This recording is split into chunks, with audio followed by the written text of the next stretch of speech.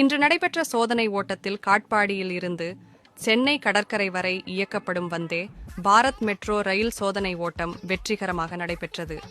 இந்த ரயில் 12 பெட்டிகளையும் மற்றும் குளிரூட்டப்பட்ட பெட்டிகள், நவீன வசதியுடன் கூடிய கழிப்பறையும் மற்றும் சௌகரியமான இருக்கைகளையும் உடைய ரயில் ஆகும்.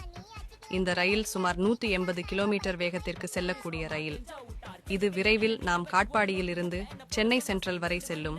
இந்த ரயிலின் கட்டணம் மற்றும் இதர தகவல்கள் சில நாட்களில் வெளிவரும் என்று எதிர்பார்க்கப்படுகிறது. இது மாதிரியான உள்ளூர் செய்திகளை மற்றும் காட்பாடி பற்றிய செய்திகளை தெரிந்து கொள்ள எங்களுடன் இணைந்திருங்கள்.